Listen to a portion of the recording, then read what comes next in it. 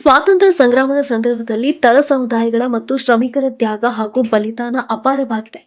ಆದರೆ ಅಂತರ್ಮಹನೀಯರ ಇತಿಹಾಸ ಬೆಳಕಿಗೆ ಬಾರದೆ ಕತ್ತಲಲ್ಲಿ ಉಳಿದಿದೆ.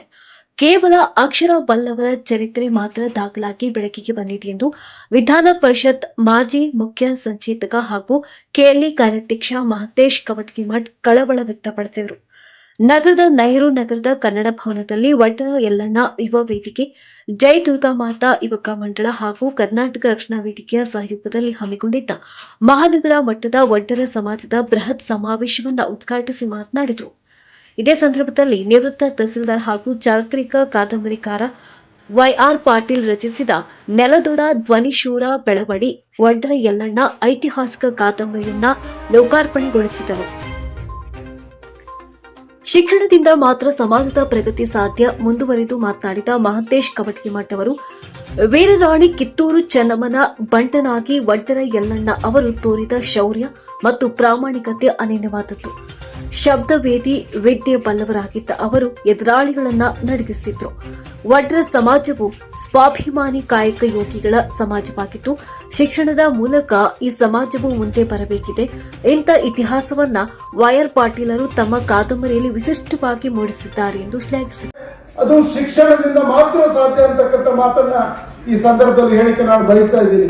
ಕಾರಣ ಇಷ್ಟೇ, ತಾವು ಮಾಡತಕ್ಕಂಥ ಕಾಯಕ ಇವತ್ತು ನಿಂತು ಹೋಗಿದೆ. ವಡ್ಡರ ಸಮಾಜ ಕಲ್ಲನ್ನ ಅಗೆಯತಕ್ಕಂಥ ಕೆಲಸವನ್ನ ಶತಮಾನಗಳಿಂದ ತಾವು ಮಾಡ್ತಾ ಬಂದಿದ್ದೀರಿ. ಆದರೆ ಇಂದಿನ ದಿನಮಾನಗಳಲ್ಲಿ ಇವತ್ತು ಅಗೆಯತಕ್ಕಂಥ ಕೆಲಸ ಅಥವಾ ಈ ಕಲ್ಲನ್ನು ತೆಗೆಯತಕ್ಕಂಥ ಕೆಲಸಕ್ಕೆ ಮಷಿನರಿಗಳು ಬಂದಿರೋದ್ರಿಂದ ತಮ್ಮ ಕಾಯಕಕ್ಕೆ ತೊಂದರೆಯಾಗಿದೆ ಅಂತಕ್ಕಂಥ ಅರಿವು ಸಮಾಜಕ್ಕೆ ಇದೆ ಅಂತಕ್ಕಂಥ ಮಾತನ್ನ ಈ ಸಂದರ್ಭದಲ್ಲಿ ಹೇಳ್ತಾ, ಇವತ್ತು ಬದಲಾದ ದಿನಮಾನಗಳಲ್ಲಿ ತಾವು ಶಿಕ್ಷಿತರಾಗಬೇಕು, ಶಿಕ್ಷಣವನ್ನು ಪಡಿಬೇಕು.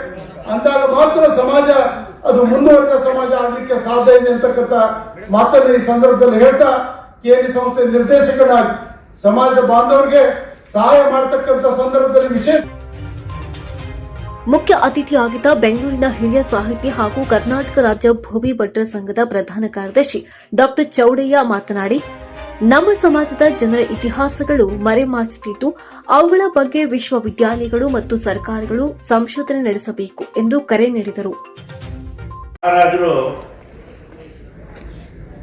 ಈ ಭೋವಿ ಅನ್ನೋದು ಇತ್ತೀಚೆಗೆ ಬಂದಿರತಕ್ಕಂಥ ವರ್ಡು ವಡ್ಡರ ಜನಾಂಗಕ್ಕೆ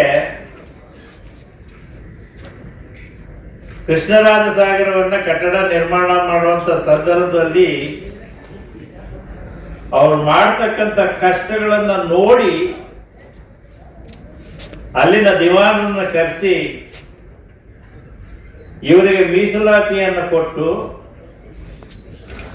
ಇವರ ಮಕ್ಕಳಿಗೆ ಶಿಕ್ಷಣವನ್ನು ಕೊಡಬೇಕು, ಇವ್ರುಗಳಿಗೆಲ್ಲಾನು ಹೊಲ ಮನೆ ಜಮೀನು ಎಲ್ಲಾನು ಕೊಡಬೇಕು ಅಂತ ಹೇಳಿ ಒಂದು ನಿರ್ಣಯವನ್ನು ಮಾಡಿ ಆ ಜನಾಂಗಕ್ಕೆ ಸವಲತ್ತುಗಳನ್ನು ಕೊಟ್ಟರು. ಅದು ಸ್ವಾತಂತ್ರ್ಯ ನಂತರನೂ ಅಂದಿನ ಮೈಸೂರು ಸಂಸ್ಥಾನದ ವ್ಯಾಪ್ತಿನಲ್ಲಿರ್ತಕ್ಕಂಥ ಆ ವಡ್ಡರ ಜನಾಂಗಕ್ಕೆ ಅಥವಾ ಭೋವಿ ಜನಾಂಗಕ್ಕೆ ಸಿಗ್ತಾ ಇತ್ತು. ತದನಂತರ ನಮಗೆ ಸ್ವಾತಂತ್ರ್ಯ ಬಂತು. ಸ್ವಾತಂತ್ರ್ಯ ಬಂದ ಮೇಲೆ ಭಾಷಾವಾರ ರಾಜ್ಯ ವಿಂಗಡಣೆ ಆಯಿತು. ಈ ಕಡೆ ಹೈದರಾಬಾದ್ ಕರ್ನಾಟಕ, ಆ ಕಡೆ ಬಾಂಬೆ ಕರ್ನಾಟಕ, ಈ ಭಾಗಗಳು ಎಲ್ಲ ಒಂದಾದ ಮೇಲೆ ಅಖಂಡ ಕರ್ನಾಟಕ ಆಯ್ತು.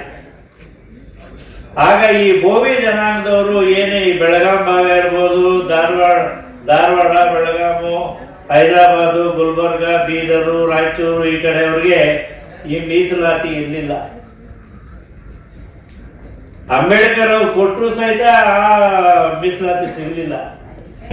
ಈ ಸೀಮಾ ಅಂತಕ್ಕಂಥದ್ದು ನಿರ್ಬಂಧ ಬಂತು. ಈ ಕಾರ್ಯಕ್ರಮದ ದಿವ್ಯ ಸಾನ್ನಿಧ್ಯವನ್ನು ವಹಿಸಿದ್ದ ಪೂಜ್ಯ ಶ್ರೀ ಚಂದ್ರಶೇಖರ್ ಶಿವಾಚಾರ್ಯ ಮಹಾಸ್ವಾಮಿಗಳು ಆಶೀರ್ವಚನ ನೀಡಿ, ಬೆಳಗಾವಿ ಜಿಲ್ಲೆಯ ಇತಿಹಾಸವನ್ನ ಬೆಳಕಿಗೆ ತಂದಿದ್ದೇ ವೈಆರ್ ಪಾಟೀಲರು. ಪ್ರತಿಯೊಬ್ಬ ಮನೆಯಲ್ಲೂ ಪುಸ್ತಕಗಳು ಇರಬೇಕು. ಇಂದಿನ ಪೀಳಿಗೆ ಮೊಬೈಲ್ನಿಂದ ದೂರವಿದ್ದು ಪುಸ್ತಕಗಳನ್ನು ಓದುವ ಹವ್ಯಾಸವನ್ನ ಬೆಳೆಸಿಕೊಳ್ಳಬೇಕು ಎಂದರು. ತಾವು 10 ಕೃತಿಗಳನ್ನು ಖರೀದಿಸಿದರು. ಅವರು ನಿಮ್ಮ ನಾಯಕ ಅಲ್ಲ, ಯಾರು ನಿಮ್ಮ ನಾಯಕ ಅಂದ್ರೆ ಕಾಯಕವೇ ನಿಮ್ಮ ನಾಯಕ. ಇದು ಲಕ್ಷ್ಯ ಇಡಬೇಕು. ಅದಕ್ಕಾಗಿ ಬಹಳ ಖುಷಿ ಅದ, ನನಗೆ ಅಭಿಮಾನದ. ನೀವೆಲ್ಲರೂ ಬಂದಿರಿ. ಇನ್ನು ಮೇಲೆ ನೀವೆಲ್ಲೆಲ್ಲಾರು ಹೋಗ್ತಿರ್ತಿರ್ಲ, ಹೋಗೋ ಮುಂದಿಲ್ಲ ನಮ್ಮ ಸಮಾಜಕ್ಕೆ ಇತಿಹಾಸ ಇಲ್ಲ, ನಮ್ಮ ಸಮಾಜಕ್ಕೆ ಆದಿಲ್ಲ. ಯಾಕಿಲ್ರೋ? ಈಗ ಐತಿಲ್ಲ. ಇದನ್ನ ಯಾಕೆ ಪುಸ್ತಕ ತಗೋಬಾರ್ದು? ಅದು ಇದು ಬಿಡ್ತಾರೆ, ಬರೇ ಮಾತಾಡೋದು. ಯಾರು ಪಾಟೀಲ್ ನಾನು ಈ ಗೌಡರು ನಮಗೆ ಒಂದ್ ಸ್ವಲ್ಪ ಯಾವಾಗೂ ಎಡವಟ್ಟಿ ಗೌಡ್ರಿ ಅವ್ರು ನೀವೇನು ತಿಳ್ಕೊಬೇಡ ಹೋಗ್ಬೇಡ್ರಿ. ಬಹಳಷ್ಟು ನಮ್ ಜೊತೆ ಯಾವಾಗೂ ನೇರವಾಗಿ ಮಾತಾಡೋ. ಅದಕ್ಕ ನಾನಿವತ್ತ ಕೇಳಿನ ಎಷ್ಟು ಪುಸ್ತಕ ತಂದಿರಿ ಅಂತ ಹೇಳಿ, ಅದಕ್ಕಾಗಿ ನಾನು ಈಗೇನು 200 ರೂಪಾಯಿ ಬೆಲೆ ಇಟ್ಟಾರ, 10 ಪುಸ್ತಕ ಎಲ್ಲದ ಪುಸ್ತಕಗಳು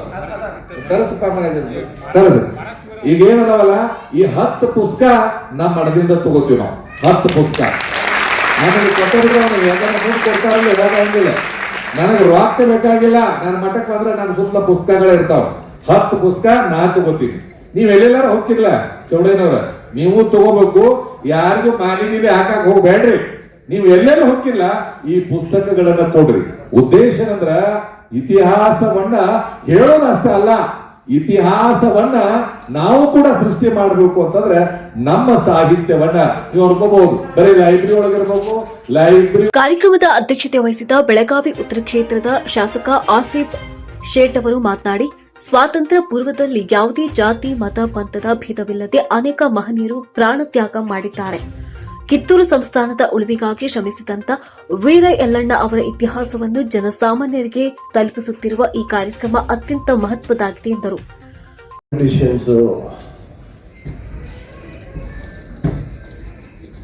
ಸಮಾಜ ಸೇವಕರು ಎಲ್ಲರೂ ಬಂದು ತಮ್ಮ ಫಾಯ್ದೆ ತಗೊಂಡಾರ, ಇಲ್ಲಂದ್ರೆ ಇಲ್ಲ, ಎಲ್ಲರೂ ಫಾಯ್ದೆ ತಗೊಂಡಿತ್ತು. ಈಗ ತಾವು ಪುಸ್ತಕ ಮತ್ತು ಪೆನ್ ತಗೊಳ್ಳೋದು ಕಾಲ ಬಂದೈತಿ.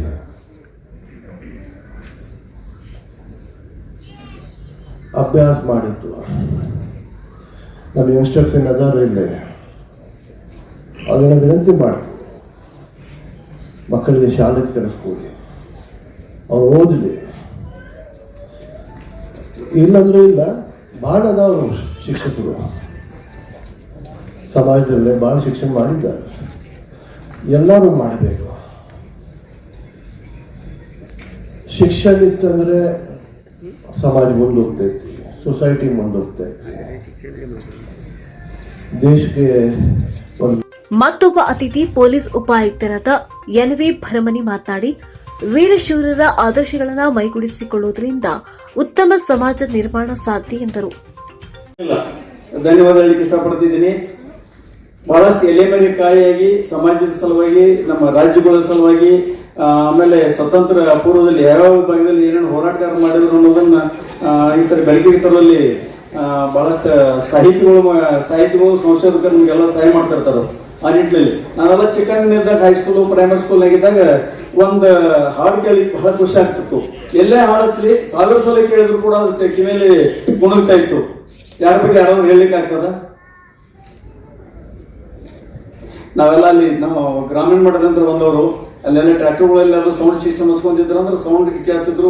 ಯಾವುದೇ ಮದುವೆ ಮಂಟಪಗಳಲ್ಲಿ ಅವಾಗೆಲ್ಲ ಸ್ಪೀಕರ್ಗಳು ಇರ್ತಿದ್ರು. ಹಾಗೆಲ್ಲ ಎಷ್ಟೇ ಸಲ ಕೇಳಾಕಿದ್ರು. ಸನ್ಮಾನವನ್ನ ಸ್ವೀಕರಿಸಿ ತಮ್ಮ ಮನದಾಳದ ಮಾತುಗಳನ್ನು ಹಂಚಿಕೊಂಡ ಕಾದಂಬರಿಕಾರ ವೈಆರ್ ಪಾಟೀಲ್ ಅವರು, ಶೋಷಿತ ಸಮುದಾಯಗಳ ನೈಜ ಇತಿಹಾಸವನ್ನ ಸಮಾಜಕ್ಕೆ ಪರಿಚಯಿಸುವ ಉದ್ದೇಶದಿಂದಲೇ ಈ ಪುಸ್ತಕ ಬರೆಯಲು ಪ್ರೇರಣೆ ಸಿಕ್ಕಿತು ಎಂದರು.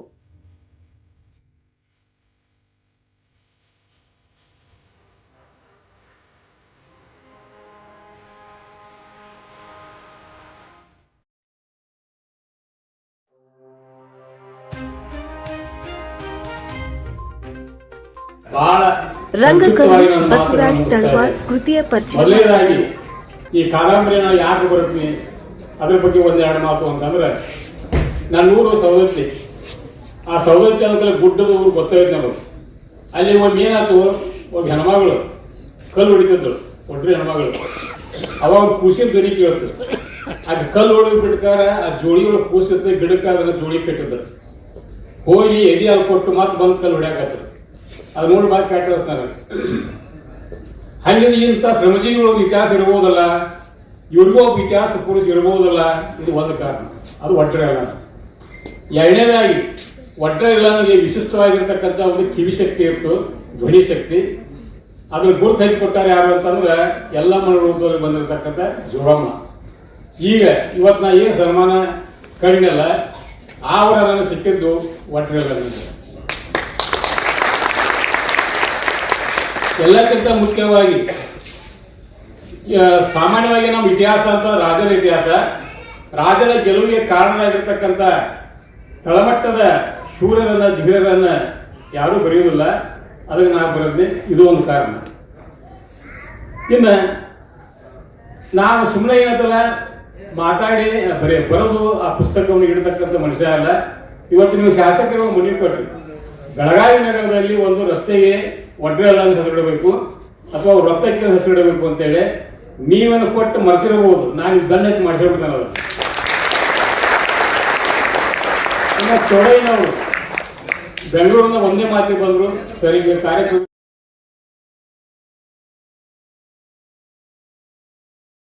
ಕಾಲದೊಳಗೆ ಬರ್ತಾ ಇದ್ದಾರೆ, ಒಂಟೆಗಳು ಬರ್ತಾ ಇದ್ದಾವೆ, ಕುದುರೆಗಳೇ ಬರ್ತಾ ಇದ್ದಾವೆ ಅಂತ ಇಲ್ಲಿ ನಿಖರವಾಗಿ ಹೇಳುವಂತ ಶಕ್ತಿಯನ್ನ ಎಲ್ಲನ್ನ ಹೊಂದಿದ್ದ. ಹಾಗಾಗಿ ಇದು ಲೇಖಕರು ಬರೀತಾರೆ, ಇದು ಪೂರ್ವಜರಿಂದ ಬಂದಂತ ಶಕ್ತಿ ಅಂತ. ಬಹುಶಃ ನನಗನ್ನಿಸುತ್ತೆ ಪೂರ್ವಜರ ಒಂದು ಆಶೀರ್ವಾದ ಅವನಿಗೆ ಇರಬೇಕು. ಆ ತಾಯಿ ಜೋಗವ ನಿನ್ನಲ್ಲಿ ಇಂಥ ಶಕ್ತಿ ಇದೆ ಅಂತ ಆ ತಾಯಿ ಮನವರಿಕೆ ಮಾಡಿರ್ಬೇಕು. ಅದು ಅಮೃತ ಬಿಂದು ಹೆಮ್ಮರವಾಗಿ ಅದಕ್ಕೆ ಬೇಕಾದಂತ ಶಕ್ತಿಗಳನ್ನ ಒಳಗೂಡಿಸಿಕೊಂಡು ಆ ಕಲೆನ ಕರಗತ ಮಾಡಿಕೊಂಡಿದ್ದ ಒಡ್ರೆಯಲ್ಲನ್ನ ಅಂತ ಹೇಳಿ. ಬಹುಶಃ ಕಾರಂತವ್ರು ಒಂದು ಮಾತು ಹೇಳ್ತಾರೆ, ನಮ್ಮ ವಂಶಸ್ಥರಿಂದ ನಮ್ಗೆ ಏನಾರ ಬಂದ್ರ. ಇನ್ನು ಕಾರ್ಯಕ್ರಮದಲ್ಲಿ ಸಮಾಜದ ಹಿರಿಯರಾದಂತ ತಿಮ್ಮಣ್ಣ ಪೂಜಾರಿ, ಭೀಮಪ್ಪ ಗಾಡ್ಮಠರ್, ಹಣ್ಣಪ್ಪ ಕಾಗತಿಕರ್ ಅವರನ್ನ ಸನ್ಮಾನಿಸಲಾಯಿತು. ಇನ್ನು ವೇದಿಕೆಯಲ್ಲಿ ಯುವ ಮುಖಂಡ ಮುರಳಾಳ್ ಹೆಬ್ಬಾಳ್ಕರ್, ಡಾಕ್ಟರ್ ಜಗದೀಶ್ ಸುರಣ್ಣವರ್, ಸುರೇಶ್ ಗಬನ್ನವರ್, ಇಂಜಿನಿಯರ್ ರಣಜಿತ್ ಪಾಟೀಲ್ ಹಾಗೂ ಒಡ್ರೆ ಸಮಾಜದ ಪಂಚ ಕಮಿಟಿ ಸದಸ್ಯರು ಸೇರಿದಂತೆ ನೂರಾರು ಸಮಾಜದ ಬಾಂಧವರು ಉಪಸ್ಥಿತರಿದ್ದರು.